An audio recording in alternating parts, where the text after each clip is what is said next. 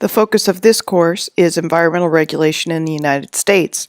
However, due to the scope of environmental problems, protections must be instituted globally in order to be really effective. Different areas of the world have different environmental problems that need addressing. Despite a diverse set of needs, each country also depends on other countries' cooperation and support to achieve lasting success. Furthermore, many environmental problems cross political boundaries. Most stem from overpopulation, biodiversity loss, accidents and disasters, and pollution. The learning outcomes for Chapter 11 are: recognize and describe major international environmental issues, explain the institutions that influence international environmental regulation, and explore specific regulation of international environmental issues. International issues are not limited to huge accidents like Chernobyl and the Deepwater Horizon.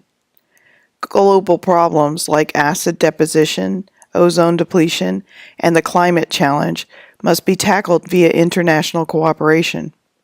Cooperation is also necessary for oceanic problems involving oil from shipping operations, pollution from terrestrial runoff, and illegal waste dumping. Transboundary pollution can either occur when pollution is transported a great distance or when it occurs in a resource that lies on a common border to multiple countries.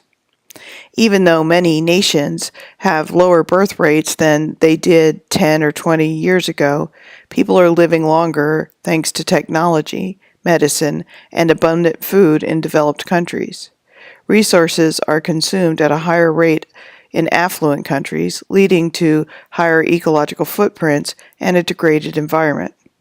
Denser populations usually come with more motor vehicles, industry, and social issues. Even with the Green Revolution from the 1950s through the 1990s, agricultural food supplies will not keep pace with our population growth, and intensified agriculture itself can deplete water and land resources. Although humans have thus far adapted to environmental challenge, it's plausible that we will exceed the capacity of the Earth to support us and cause irreparable damage if we are not doing so already. Biodiversity has clear instrumental value. Living organisms provide chemicals that we can use in pharmaceutical drugs, filter our water and air, they recycle waste, and they enhance crop production.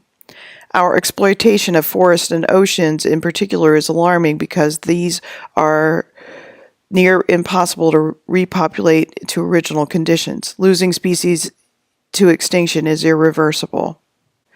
The biosphere encompasses everywhere that there is life: the atmosphere where air exists, hydrosphere where water exists, and lithosphere where earth crust lies. All components of the biosphere are interconnected. This creates a global commons that is shared despite political and geographic boundaries. Waste and degradation harm the commons. Destruction of our oceans and seas, forest, and atmosphere impacts everyone who accesses them, but it also may negatively impact those who simply need to breathe air and drink water.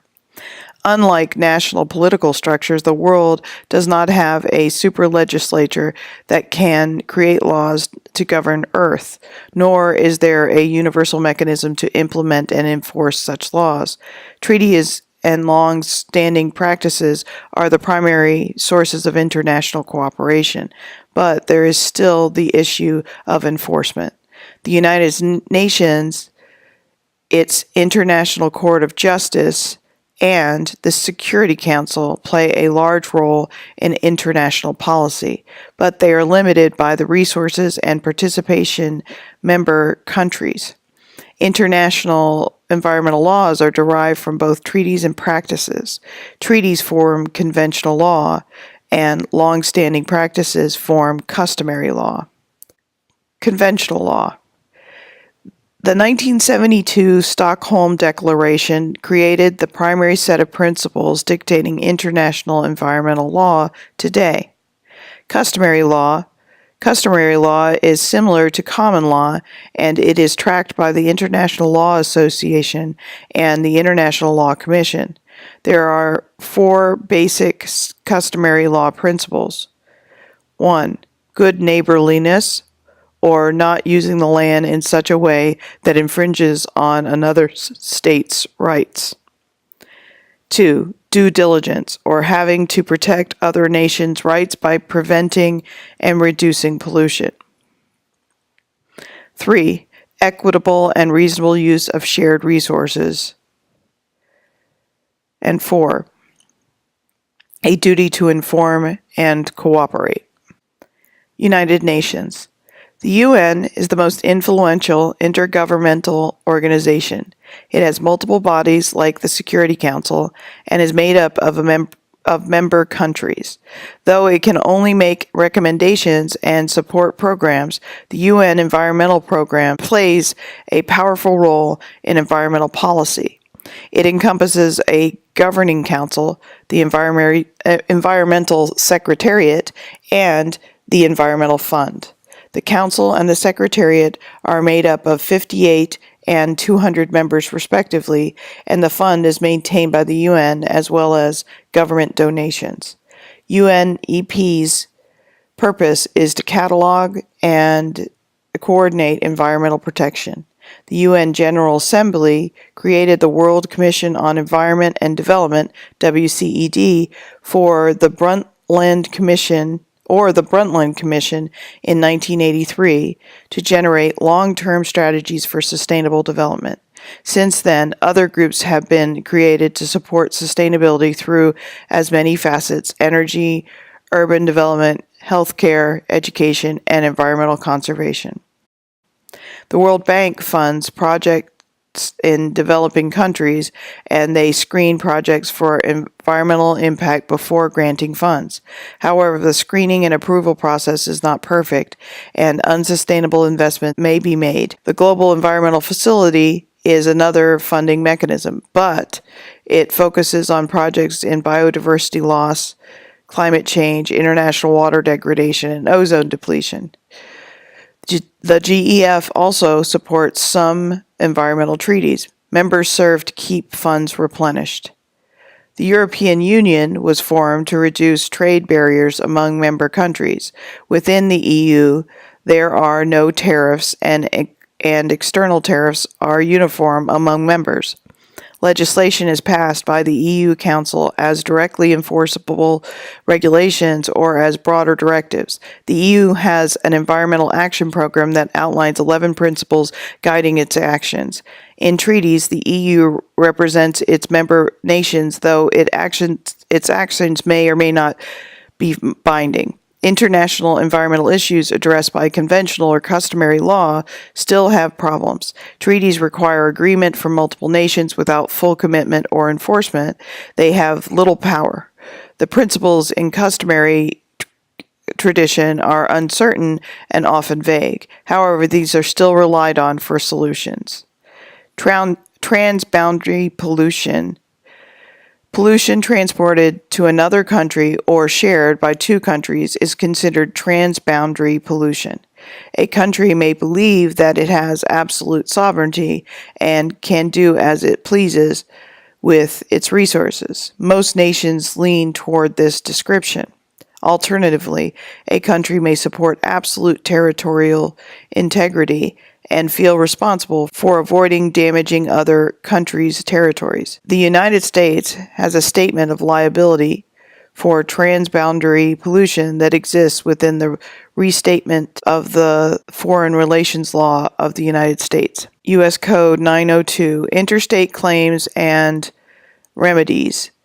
This statement of the U.S. law holds that states can bring claims for 1. Violations of international obligations through diplomatic channels or agreed procedures, or 2. Violations of international obligations that injure its people or other peoples who are entitled to claims under international law. When an act is not explicitly illegal, UNILC has applied these 4 duties to nations. They should prevent transboundary harm, inform other nations of accidents that might result in transboundary harm, negotiate and form conventions to handle the situation, and negotiate in good faith. The main problems associated with air quality are acid rain and pollution. The 1979 Convention on Long-Range Transboundary Air Pollution, LRTAP, aims to limit, reduce, and prevent long-range air pollution. To strengthen and clarify those policy objectives, several policies were developed. In 1987, Helsinki Protocol, 1998, Oslo Protocol, Geneva Protocol, Aarhus Protocol, and in 1999, enacted in 2005, the Gothenburg Protocol all sought to detail emission standards on metals and compounds like nitrogen oxides. Hazardous waste is primarily regulated by the 1992 Basel Convention on the Control of Transboundary Movement of Hazardous Waste and their Disposal. The Basel Convention aims to minimize hazardous waste generation, to reduce movement of hazardous waste, and to dispose of those waste as close to their source as possible. Hazardous waste are defined as those that are toxic, poisonous, explosive, corrosive, flammable, ecotoxic, or infectious. This is quite different from definitions discussed previously in the course. There are also provisions for exporting and importing hazardous waste, dismantling and recycling ships, and liabilities for damages from accidental spills.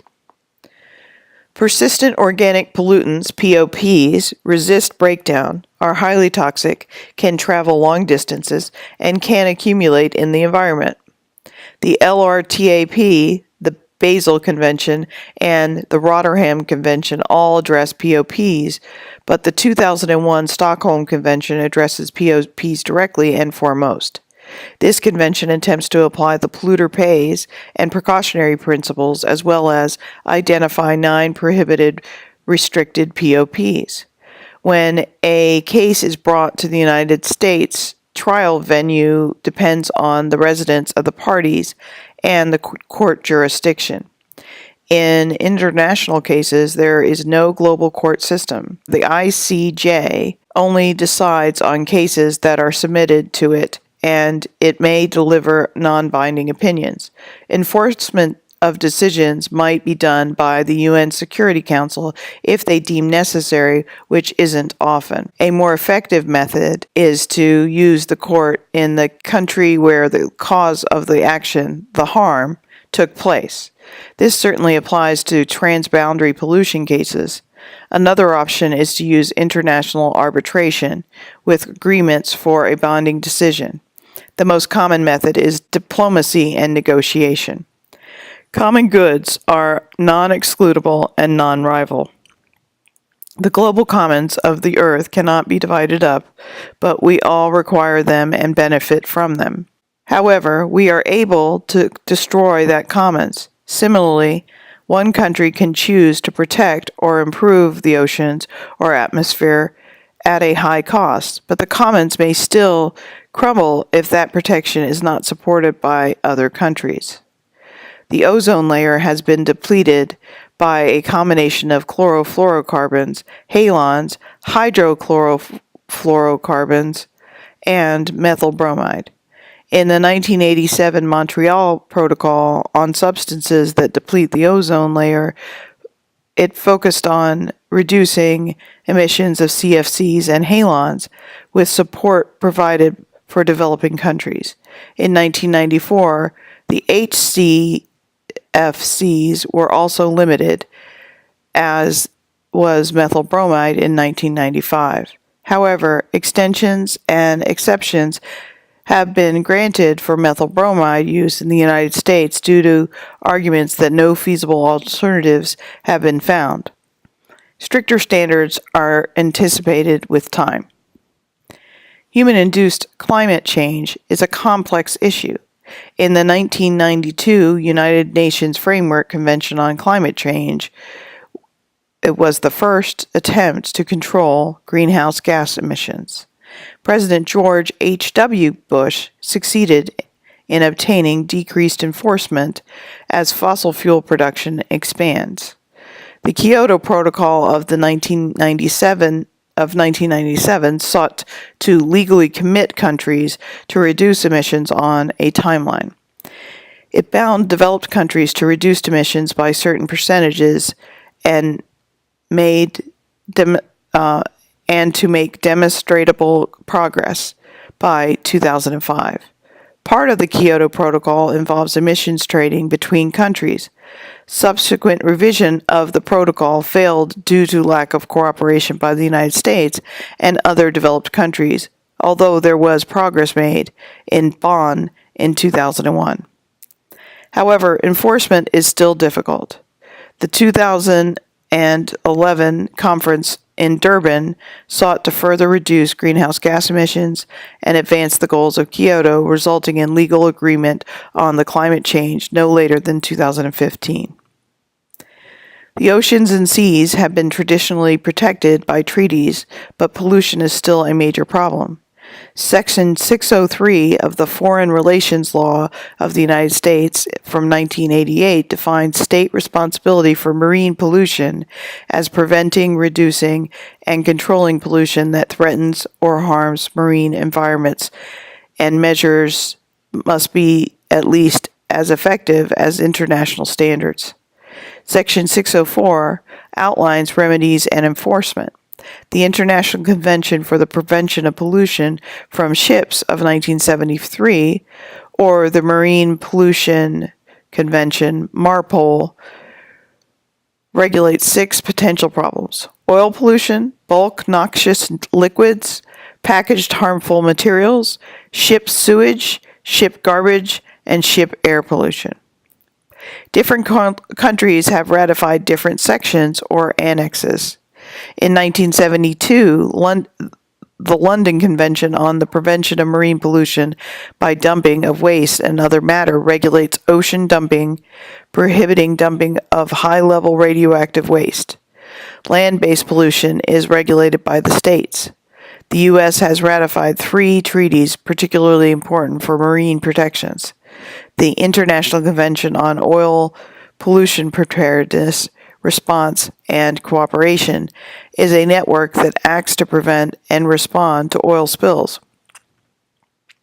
The 1989 Salvage Convention compensates people who salvage ships or cargo while trying to preserve the environment. The International Convention on Standards of Training, Certification, and Watch keeping for seafarers applies to safety for ship officers and crews. Treaties are the primary way to preserve biodiversity. The Convention on International Trade in Endangered Species of Wild Fauna and Flora, CITES, prohibits countries from trading endangered plants and animals. It is one of the most successful treaties, but there is a lack of enforcement in other countries. In the United States, CITES falls under the Endangered Species Act in its implementation. Reauthorization of this act is currently being debated. In the 1976 Man and Biosphere MAB program by a United Nations group called UNESCO aims to create biosphere reserves where conservation is practiced. These reserves have undisturbed cores surrounded by buffer zones. Debt for nature swaps occur when areas are protected by a government in exchange for part of the foreign debt getting paid off, deeply discounted for an intermediary. This reduces land development, prevents deforestation, and benefits host economies. Conservation International, CI, the Nature Conservancy, and the World Wildlife Foundation are often involved by providing funds for the swaps. However, these areas set aside may not actually be adequately protected, or there may be problems with the host government for finding a willing bank. In 1991, the Protocol on Environmental Protection to the Antarctic, or the Madrid Protocol, named Antarctica as a natural preserve to prevent further degradation. Activities in Antarctica are now subject to review and impact assessment planning. The Rio Summit was held in 1992. Participants hoped to establish a new course of global environmental sustainability. 5 agreements were drawn up: Agenda 21, the Rio Declaration, the Biodiversity Agreement, Protocol on Forest Protection, and the Protocol on Climate Change. Agenda 21 addresses sustainable development, particularly in the third world countries. Problems with implementation, isolated efforts, continued unsustainable consumption, lack of coherence in financial and technological policies, and increased debt have lessened the progress of the plan, though. The Rio Declaration connects environmental protection to rights of poor nations and development. The UN Convention on Biological Diversity requires participating countries to reduce loss of animal and plant species. President Clinton signed the treaty, but it has yet to be ratified in Congress. In 2000, the Cartagena Protocol on biosafety was created to address genetically modified organisms and biotechnology, referencing the need for precautionary measures. General principles are outlined in Rio for sustainable forest management. Greenhouse gas emissions were addressed by the Kyoto Protocol after agreements were made in Rio. Treaties are not the only international forum for the environmental community. International commerce that may appear eco-friendly or less restrictive may prove to be problematic, or environmental regulations may adversely affect trade. The General Agreement on Tariffs and Trade, GATT, enables countries to create environmental health and safety laws that are necessary and the least trade restrictive. Disputes are heard by a panel of judges. Some challenges to requirements of the Marine Mammal Protection Act and the CAFE standards have led to regulations being held. However, Uruguay negotiations resulted in the creation of the World Trade Organization, which gave the U.S. voting power but not veto powers. There were trade sanctions for nations that were too protective of the environment. A main issue was also the dispute settlement understanding was enacted for conflict resolution. It uses 3 arbitration judges whose decision may be appealed by both disputing parties to the settlement body and the appellate body, at which point the parties must eventually comply. In multiple cases, the United States environmental protection standards have been ruled against because of their restrictive effects on trade. Multilateral environmental agreements, like CITES, may also contain trade restrictions, which causes problems if one side in a dispute is not a party to the same multilateral environmental agreement, in which case the World Trade Organization may claim the multilateral environmental agreement creates an unfair trade barrier. Thus, compliance with the trade may supersede compliance with environmental laws. The North American Free Trade Agreement, NAFTA, is an agreement between the United States, Canada, and Mexico. It requires laws to be grounded in scientific principles and risk assessment rather than political compromise. Dispute resolution is determined by the type of case, as there are different chapters of NAFTA that address different subjects of dispute. There are also dispute resolution measures included in each side agreement made under NAFTA.